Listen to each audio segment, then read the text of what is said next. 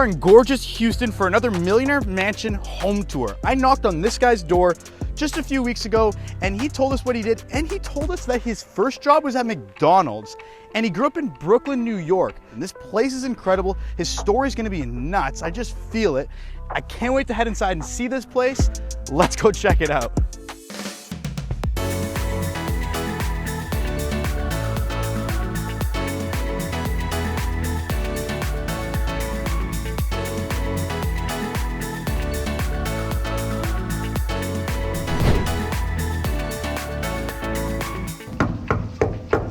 Hello! Welcome back. Thank you. Thank you so much for inviting me. Your house looks spectacular. I appreciate it. Come on in. Awesome. Thank you.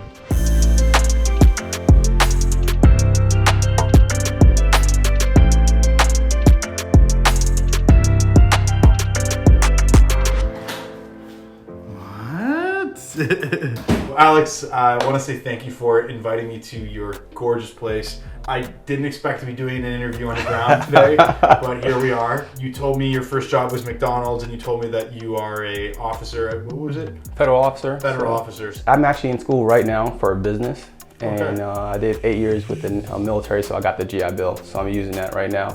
And currently federal officer and a private investor, so invest in stocks or real estate here and there, but that's my thing right now.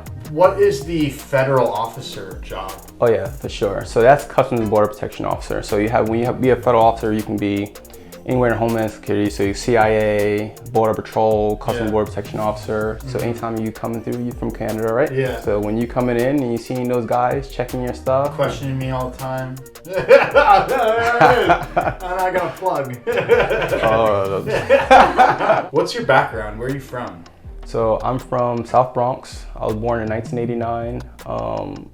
Funny thing, right when I was born, I had a toxicology exam. So basically I had drugs in my system. And then like for the first 10 years of my life, I was in foster care and psychiatric hospitals and whatnot. Really? So let me understand. So your parents or your mother was doing drugs when you were conceived. So when you were born, they found that in you and they took you from your parents? So they were doing drugs, selling drugs. So first 10 years of my life, it was foster care and psychiatric homes and stuff like that. Wow, that's tough. Yeah. This is my son's room. No kidding. You Oh here? my, that looks like fun in there. Yeah, What? he's wild. Yeah, you can bounce off the walls in here, literally. Yeah. And it's not usually this clean in here, is it? Not at all. What drove you to Texas, Houston? Okay.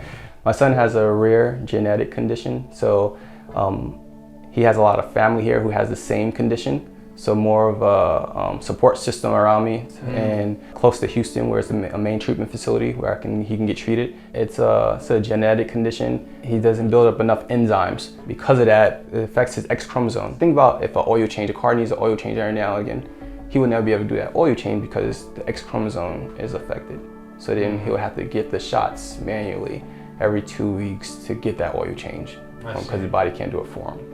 It's a good analogy. That made me understand it. I tried. I've been in the oil changes. I know those. In the military, where I was a corpsman, and with the Marines, you got to do Barney styles for everyone to understand it. I love my Marines, by the way.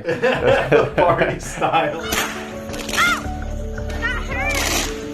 Even his birthday's on July 5th. For the longest time, I couldn't do July stuff because I have PTSD, and anytime I heard that, I couldn't deal with the sound. And then when he was born, I was just saying, I can't be afraid of this anymore, because then what I'm going to be doing every time around his birthday, I'm not going to be around him. This is your daughter's room. Yep. Cool. Super colorful. She's very artistic. Yeah, definitely. Is that her artwork? Everything in here is her artwork. This is all her medals, gymnastics. The mom Bowles gave her this one. Cool. So. How long has she been doing gymnastics for? Since she was 3 years old. Wow. And she's 12 now, so hopefully the next Olympics. We'll see. That'd be wicked. That'd be incredible. When I was younger, I've been through a lot, like physical abuse and put in psychiatric homes and stuff like that for no reason. Some foster parents keep all the money. So then you go to school with all the same clothes and whatnot, then you get picked on because you're wearing the same clothes all the time. I got into a lot of fights because of that. They put you into a psychiatric home for behavioral issues, electrotherapy, medications that they had me taking. And then the second time I went is when I was about 10 or 11, I tried to commit suicide because of everything that was going on. So I tried to jump out the window. My gym teacher caught me.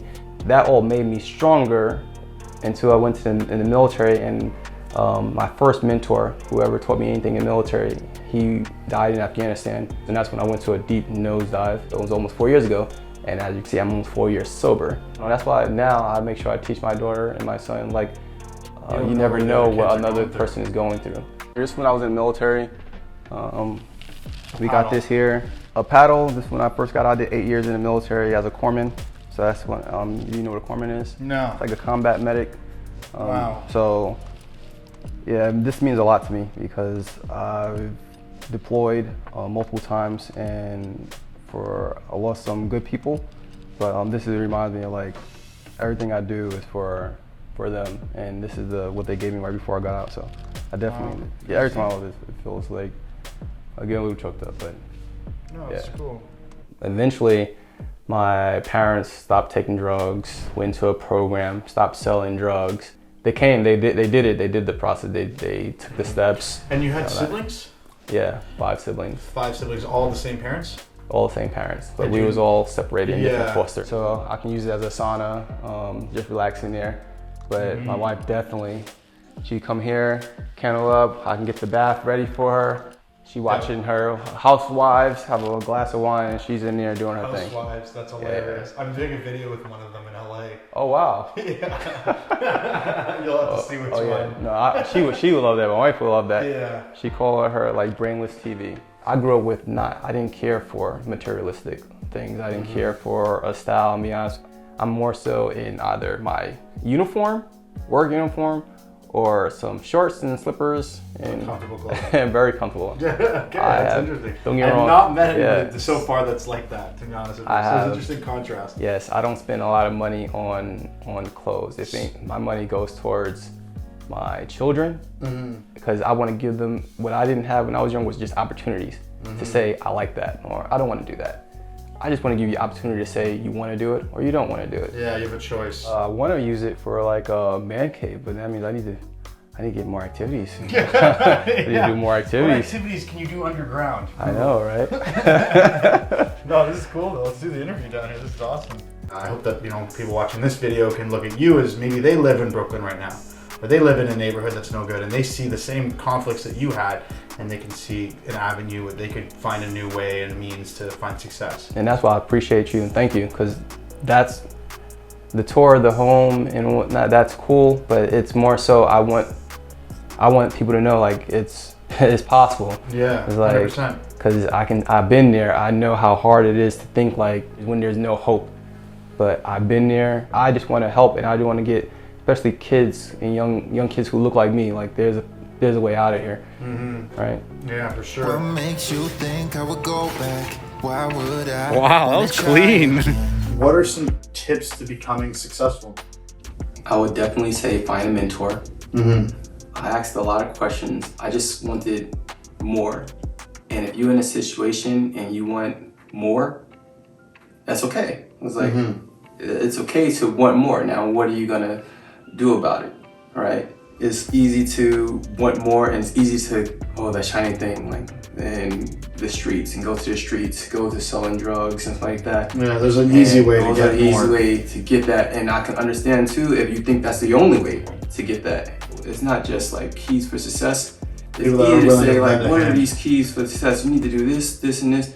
Sometimes you just need someone to help you. So even with me right now, I already won. Like, I already won at life. Everything else after this moment, after every second we speak, is extra.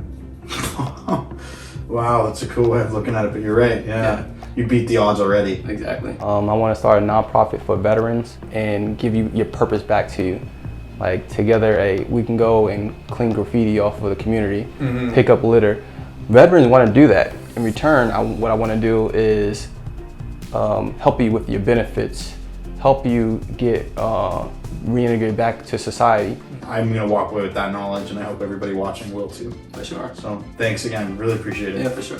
When you grow up, everybody sleep in the same room, everybody sleeping on the same bed. So like where one person or one cousin maybe pee in the bed, now everyone peed in the bed, right? Because we was all in the bed together. It's like, you peed on me? It's like, so once one kid pees, they all yeah, they all pee because like we all in the same bed. So now you trying to like once you're warm and wet, you yeah. I'm like, pee. come on, bro. Really? So like That's insane. yeah. So it's like you pee in bed. It's like you're 6 years God. old and you're like Everybody's you peeing. checking your pants like, oh, I'm good, but then you check the underwear like, oh, underwear is dry. Like, who peed on me? Thank you so much to Alex. I hope you all learned something. I know I definitely did. If you enjoy stories like this, make sure you subscribe to my channel because I produce videos like this all the time. My name's Aaron Vankampen. I knock on houses like this one and I ask them, what do you do for a living? Good? Yeah. Houston weather.